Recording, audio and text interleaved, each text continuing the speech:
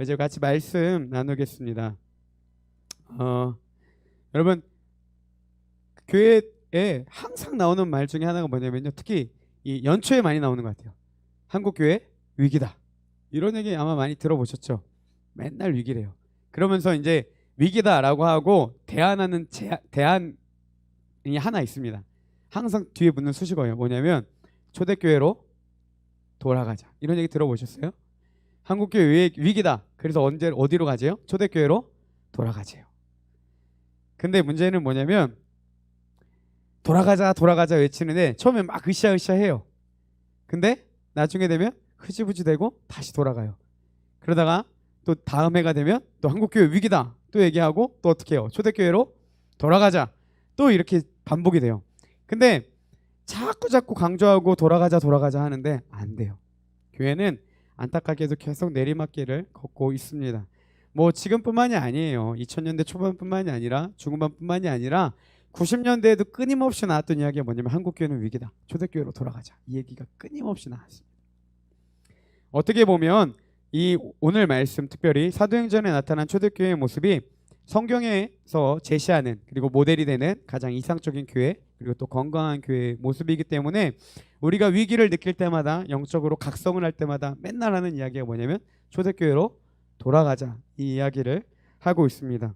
근데 왜 안 돌아가는지, 왜 우리가 초대교회를 따라할 수 없는지, 도대체 그 당시의 교회와 지금의 교회의 모습이 뭐가 다른지를 좀 살펴보고 나누기를 소망합니다. 그래서 오늘 말씀을 준비했습니다.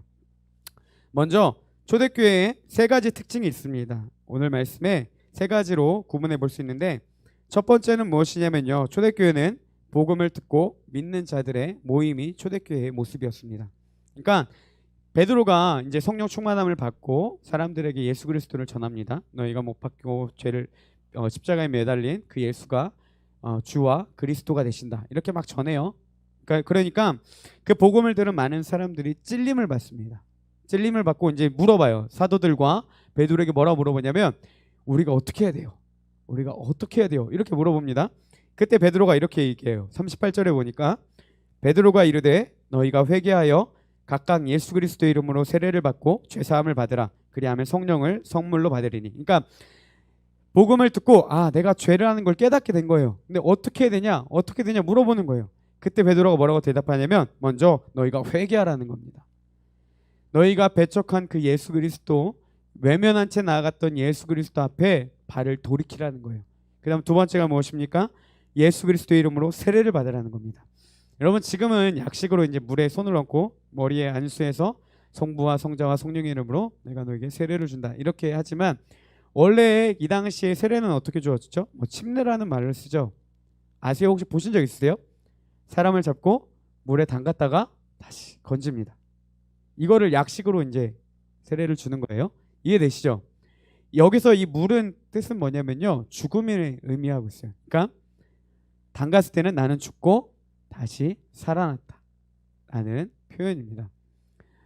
제가 필리핀에 잠깐 있었을 때 우리는 그리스도인 하면 개신교 사람들을 보통 이야기하잖아요. 근데 거기서는 천주교인들도 다 크리스찬이래요. 근데 개신교와 그 천주교를 구분하는 한 단어가 있었습니다. 맞는지 모르겠어요. 드림장이 맞아요?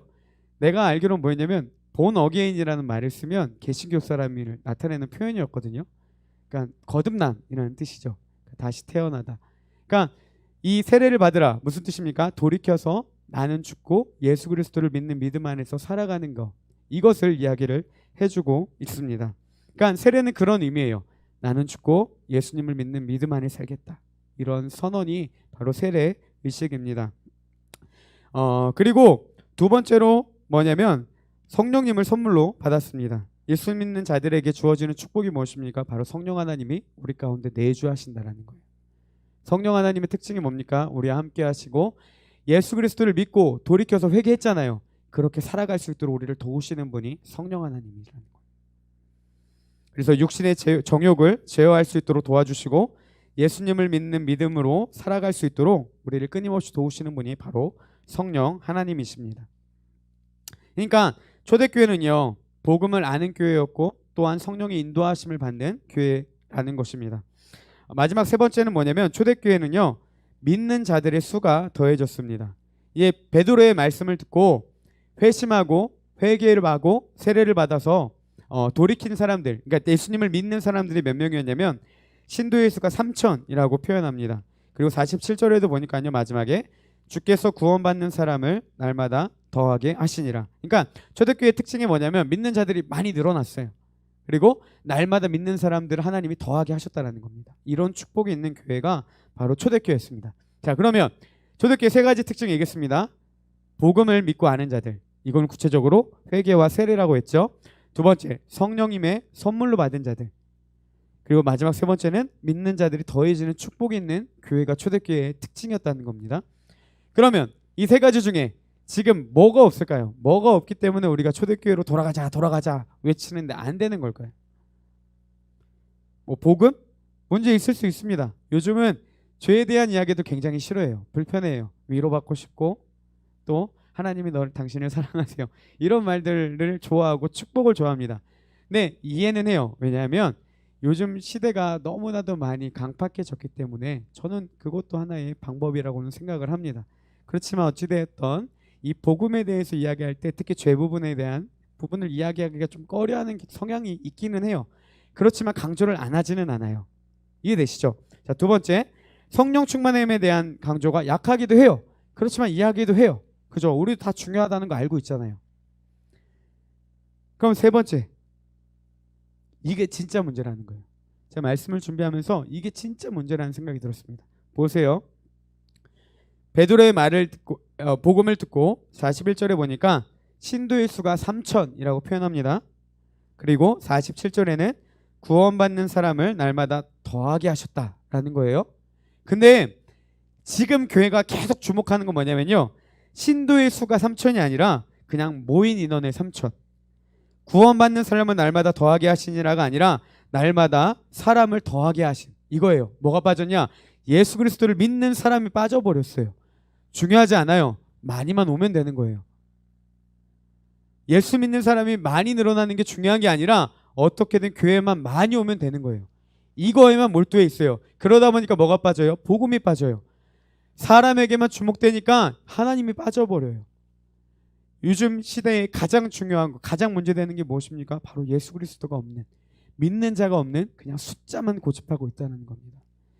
제가 유튜브에서 요즘에 좀 이슈가 된 게 이찬수 목사님이 설교 중에 이런 얘기 하시더라고요. 우리가 이 넓은 교회에서 이렇게 많은 사람들이 하나님께 영광 돌리며 은혜의 자리를 누리는데 지금 유럽의 많은 교회들도 다 술집돼 간다는데 우리도 그렇게 되지 말라는 법이 있냐는 것이죠. 근데 왜 자꾸만 숫자에만 몰두하는 그런 모습들을 이야기를 하고 있는 겁니다.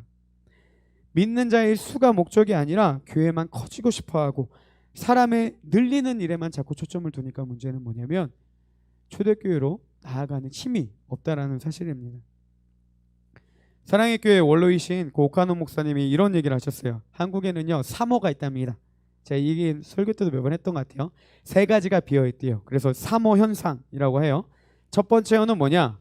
허수라는 거예요. 그러니까 교회가 숫자만 부풀린다는 겁니다. 우리 교회 청년들 몇 명? 한 40명 좀 안 돼. 이런 식으로. 무슨 느낌인지 알죠? 그러니까 자꾸 이렇게만 한대요. 그래서 한국 교인들의 재적을 더하면요 우리나라 앞에 국민들 수보다 많다고 합니다. 그러니까 얼마나 허수에 빠져 있는지를 잘 볼 수가 있죠. 두 번째 허는 뭐냐면 허세입니다. 허세라는 말 아시죠? 말에 실속은 없으면서 있는 척하는 거. 교회가 뭡니까? 겉으로는 굉장히 웅장해요. 우리도 이거 너무 이쁘죠? 그 건물 우리 교회를 이야기하는 건 아니지만 교회는 점점 화려해지고 웅장해지고 멋있어지는데 성도들은 어떻습니까? 자꾸만 신앙이 내려가고 있다는 거예요. 세 번째 한국교회의 허는 무엇이냐? 허상이라는 거예요. 하나님이 주신 비전이 아닌 자신의 야망을 신앙으로 포장합니다. 그래서 하나님의 뜻인 것처럼 이야기를 한다는 거예요. 제가 이번 행축을 준비하면서 하나님이 계속 저에게 물어보시는 것 같았습니다. 행축을 왜 하냐? 너 왜 행축을 하려고 하냐? 원래는 여러분 청년들 작년들이랑 같이 갔었잖아요. 행축을 같은 날짜에 혹시 아세요? 그랬는데 이번에 작년들이 이제 7월 달로 좀 늦춰졌습니다. 비전하우스 건축 때 같이 한다고 해서 저는 안 될 것 같아서 빨리 하고 싶어서 그냥 5월 달로 당겼습니다. 그래서 저희끼리만 이제 행축을 하게 됐는데 계속 하나님이 저에게 물어보시는 것 같아요. 행축을 왜 하냐? 행축을 왜 하냐? 당연히 저는 그렇게 얘기했어요. 청년부 부흥이죠. 청년부 부흥이죠. 뭐 그거 아니겠습니까? 그죠? 저 그렇게 얘기했어요. 근데 계속 물으시는 것 같아요. 행축 왜 하냐? 행축 왜 하냐? 부흥이죠. 왜 하냐? 부흥이죠. 하다 보니까 마치 어떤 마음이 들었냐면 하나님이 제 내면 안에 있는 그 모습들을 이렇게 좀 보여주시는 것 같았습니다. 그래서 계속 왜 하냐? 왜 하냐 물으시는 것 같았어요. 저는 청년부 부흥이라 생각하고 준비했습니다. 그리고 사역했어요. 근데 제 안에 그런 마음이 있더라고요. 어찌됐건 숫자를 늘려야 하는 이 허수의 욕심이 있던 걸 좀 보게 되었습니다. 항상 청년부 100명, 100명 외치고 2022년 하나님 새롭게 하실 거예요 라고 외치고 다녔어요. 제 카톡의 상태 메시지 보신 분 아시겠지만 뭐라고 되는지 아세요? 숫자 100 적어놨습니다. 저 이거 한번 성공한 적 있어서 교구 때 한번 숫자 적어놓고 성공한 적 있어서 이번에도 또 목표를 적어놓고 했습니다. 그리고 이것들을 이루어주기 위해서 뭐 제가 욕심을 부린 게 아니라 어떻게 보면 기도하고 저도 사역을 했어요. 네, 제 안에 진짜 문제를 뭐를 발견하게 됐냐면 100이 예수 그리스도를 믿는 100이 아니라 그냥 사람 100이었다는 거예요. 그걸 좀 보게 됐습니다. 그리고 말한 거 못 지키는 목사로 낙인 받고 싶지 않았어요. 내가 이야기한 건 끝까지 지키고 싶었고 끝까지 해내고 싶었어요. 그래서 더 욕심을 냈던 그런 모습들을 하나님이 좀 보여주시는 것 같았어요. 주중에 삶을 보면 엉망인 것 투석인데 혼자는 거룩한 척. 금요일날 기도하고 제일 늦게 가는 사역자. 토요일에도 맨날 혼자만 남아서 있고 주일날 우리 친구들 아시죠? 나 빼놓고 커피 먹는 거 교육자들. 나 빼놓고 퇴근하는 거 아시죠? 근데 실질적으로는 거룩한 척 열심히 하는 척 보였는데 삶 가운데 엉망이면서도 내 안에 참 허세가 많았구나 하는 것들을 하나님이 보여주시는 것 같았어요. 그리고 심지어 하나님께 정말 죄송했던 것은 청년부 부흥이라는 하나님의 비전으로 포장해서 그냥 어떻게 하든 사람 100명만 모으려고 했던 이 허상이 있지는 않았는지. 그래서 하나님 계속 물으시는 것 같아요. 행축 왜 하냐? 행축 왜 하냐? 이 삼호를 버려야 되는 것들을 하나님 좀 많이 깨닫게 이번 주간 해주셨습니다. 그래서 이제 얘기를 했죠. 하나님 그런 욕심들 다 내려놓겠습니다 하고 이제 계속 기도를 했습니다. 또 물으시는 것 같아요. 행축 왜 하냐? 이번에 물으시면 뭐냐면 내 안에 잘못된 것들을 들추는 게 아니라 청년들에게 그럼 어떻게 얘기할래? 오늘 특별히 뭐 하는 날입니까? 태신자 작정하는 날이잖아요. 행축 왜 하냐? 왜 한다고 이야기를 할래? 이걸 물으시는 것 같았어요. 그래서 그 물음에 대한 답이 오늘 설교 제목입니다. 제가 제목을 이렇게 정했습니다. 전도는 교세 성장이 아니라 신앙 성장이기 때문입니다. 그러니까 사람 많이 늘리기 위함이 전도가 목적이 아니라 우리의 신앙 성숙을 위함이라는 거예요. 여러분 행축의 목적이 무엇입니까? 우리의 인원 늘리기가 아니라 우리의 신앙 성장에 있다는 것입니다. 하나님의 마음을 안 후에 전도 땡땡 인원 동원 이거 다 버리기로 했습니다. 그래서 이번 5월달 어떻게 보면 청년부 사역의 핵심은 행축입니다. 행축인데 행축 준비의 핵심은 전도 땡땡 인원 동원이 아니라 우리의 영적 부흥 신앙의 부흥이 핵심입니다. 그래서 이번 행축의 핵심은 무엇이냐? 우리의 영적 성장의 그 핵심을 두고 제가 사역을 하려고 합니다. 그래서 5월 1일부터 여러분 우리 두 가지 기도 운동이 있습니다. 3분 기도와 금식 기도가 있죠. 여러분 청년부를 위해서 기도해 주시고 행축을 위해 기도해 주시기 바랍니다. 이를 통해서 내 개인적인 영적 성장과 물론이고 공동체의 영적 성장을 위해서 함께 같이 기도로 쌓는 우리 청년부 되기를 소망합니다. 그리고 여러분 이번 다음 주에는 나가지 않지만 금요일날 꼭 오세요. 앞에 나와서 같이 기도해 주시기 바랍니다. 서서 하기 힘드신 분들은 의자를 갖고 나오셔도 상관없습니다. 같이 와서 기도해 주시길 바래요. 제가 목이 터져라고 같이 기도하겠습니다. 불쌍하잖아. 또 갔잖아요. 여러분 꼭 나오셔서 같이 기도해 주시기 바랍니다. 여러분 이번 행축의 방향성을 잘 보여주는 말씀이요. 저는 47절 말씀이라고 생각합니다. 오늘 말씀의 47절에 보면 이렇게 기록되어 있습니다. 하나님을 찬미하며 또 온 백성에게 칭송을 받으니 주께서 구원받는 사람을 날마다 더하게 하시니라. 여기서 보면요 어떻게 됐냐면 첫째로 하나님을 찬미했습니다. 그러니까 초대교회는요 하나님을 찬양하는 모습이 있었다라는 거예요. 하나님을 예배하는 모습. 다시 말하면 하나님을 사랑하는 신앙의 행위가 있었습니다. 이해되시죠? 자, 그랬더니 어떻게 됩니까? 온 백성에게 칭송을 받으니가 가는 거예요. 이 말을요 세번역 성경은 그들은 모든 사람에게서 호감을 샀다. 현대인 성경은 모든 사람에게 칭찬을 받았다. 심지어 46절과 이 하나님을 찬미하며를 결합하며 세번역 성경 어떻게 번역하냐면 하나님을 찬양했습니다. 그래서 그들은 모든 사람에게서 호감을 샀습니다. 이렇게 번역합니다. 그러니까 그들이 하나님을 사랑하고 서로 교제함에 힘썼더니 어떤 일들이 일어나냐면 그 땅에 사는 온 백성들이 그들을 부러워하고 그들을 칭찬하고 그들에게 호감을 나타냈다라는 말입니다. 무엇으로 설명할 수 있습니까? 여러분 그리스도인이 그리스도인답게 살아갈 때 그리스도인이 그리스도인처럼 살아갈 때 하나님을 사랑하고 이웃을 사랑하는 모습이 나타날 때 어떻게 되냐? 온 백성에게 칭송받는 일들이 일어난다는 겁니다. 여러분 예배의 자리를 사모하시고 우리 청년부 모임 가운데 함께 하시기를 소망합니다. 예배에 갈망하시고 힘써서 기도하시고 힘써 찬양하고 말씀에 집중하시고 졸리고 피곤해도 힘쓰시길 소망해요. 하나님을 사랑하는 행위가 있었다면 여러분 예배 후에 교제에도 적극 참여해 주시기 바랍니다. 셀 모임에도 꼭 참여해 주시고요. 말씀도 같이 나누시고 같이 교제도 하시고 주중 모임에도 함께 해주시고 주중 교제에도 힘쓰시기를 소망합니다. 이게 참된 그리스도인의 모습이라는 사실이에요. 여러분 초대교회와 지금 교회의 가장 큰 차이 중에 하나가 뭐겠습니까? 그리스도인이 그리스도인답지 않은 거예요. 그러니까 맨날 나오는 말이 뭐예요? 기독교를 가지고 개독교라는 소리 듣지 않습니까? 여러분 기독이라는 말은 예수 그리스도를 한자어로 음역한 겁니다. 그러니까 다시 말하면 뭐예요? 예수님을 개 취급한다라는 거예요. 누가? 세상 사람들이 아니에요. 우리가 그리스도인답게 살지 못하니까 내가 그리스도인답게 살지 못하니까 세상 사람들이 개 취급한다라는 겁니다. 여러분 이 당시의 사람들은요 전혀 그렇지 않았다는 거예요. 많은 사람들이 예수 그리스도를 믿는 그리스도인들을 보고 그들에게 호감을 주고 그들을 칭찬하고 그들을 부러워했다는 겁니다. 그리스도인이 그리스도인답게 살아가는 능력이 있었기 때문에 초대교회는 하나님 앞에 건강한 교회였다는 사실이에요. 여러분 어떻게 그렇게 할 수 있겠습니까?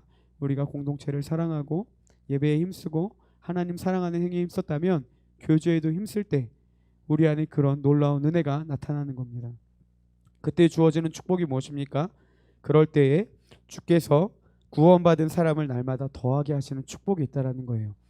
행축의 초점을 바꿨습니다. 더한 사람을 더하게 하기 위함이 제 핵심이었다면 이제 바꾸는 겁니다. 뭐예요? 먼저 우리가 진짜 그리스도인이 되어서 하나님을 사랑하고 내 주변의 이웃들을 사랑할 때 우리 안에 바른 그리스도인의 모습이 먼저 회복되고 그때 하나님께서 내 주변의 많은 사람들을 주께로 돌아오게 하는 구원받는 자들을 더하게 하시는 축복이 있는 행축이 되어야 된다는 겁니다. 그래서 제가 5월달에 강조하는 게 무엇입니까? 우리의 신앙의 회복이 우선 되어야 된다는 거예요. 다시 말하면 우리가 먼저 그리스도인이 되어야 한다는 것입니다. 우리 김덕기 부장 집사님 제가 저와 여러 사역자들이 공을 들여서 이번에 꼭 청년부 해주세요 라고 엄청난 섭외를 해서 이번에 청년부 부장을 맡게 되셨습니다. 근데 제가 부장 집사님 정말 부러운 것 그리고 존경하는 것 중에 하나는 뭐냐면 전도 진짜 잘하세요. 제가 정말 인상받았던 것 중에 하나는 뭐냐면 집사님이 예전에 그런 얘기를 하셨어요. 청년부 부장을 맡다 보니까 내 전도 대상자가 청년으로 바뀌더래요. 멋있죠?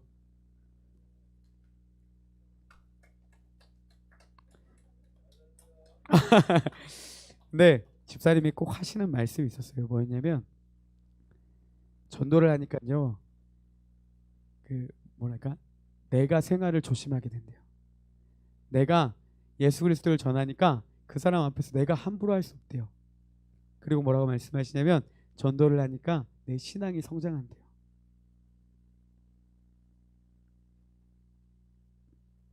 행축을 왜 합니까? 더하게 하시니라가 목적이 아닙니다.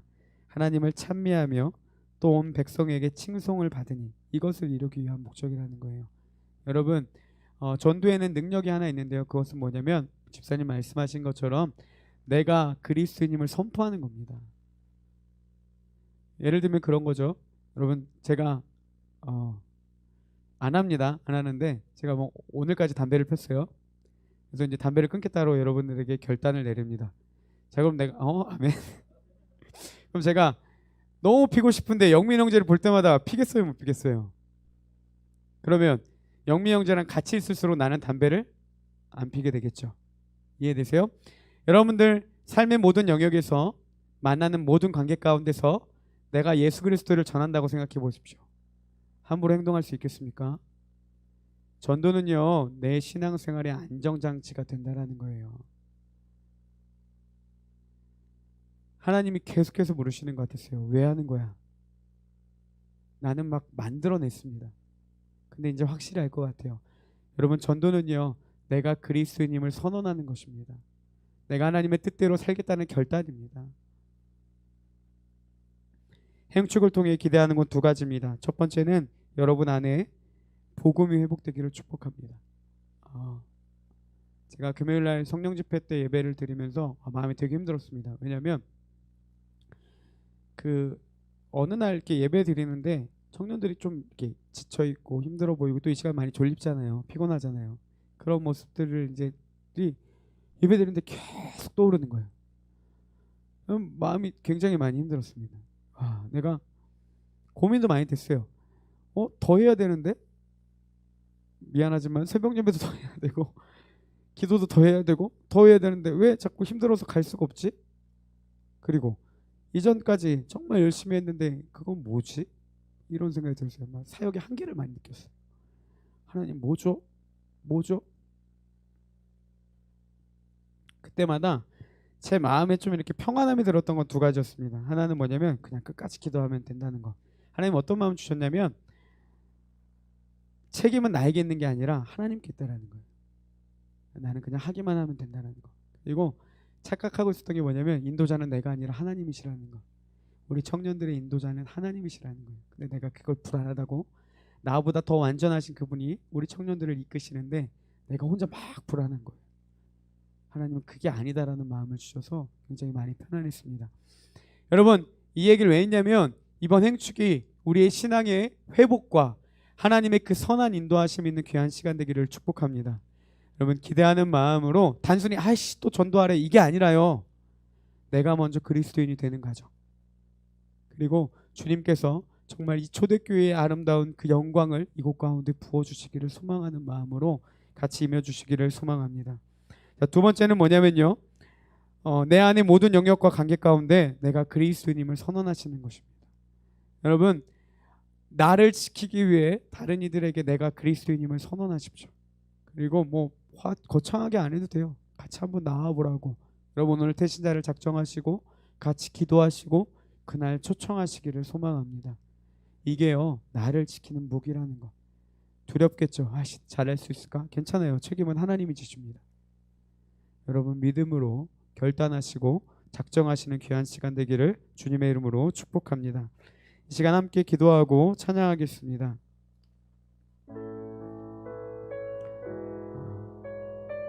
여러분 어떻게 보면 복음이 부담이 된다는 것 자체가 내가 복음으로부터 멀어졌다는 뜻입니다. 전도가 부담이 된다는 것 자체는요 전도가 문제가 아니잖아요. 여러분 목사가 전도하세요라는 말이 잘못됐습니까?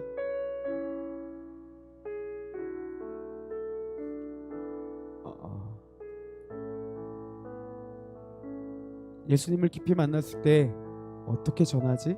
그 고민들 다 한번 해보시지 않았어요?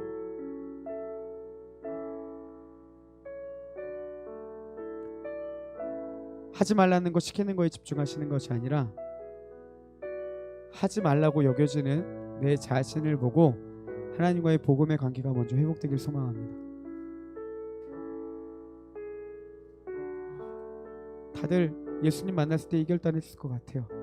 우리 같이 찬양 드리고 하나님 앞에 기도하겠습니다.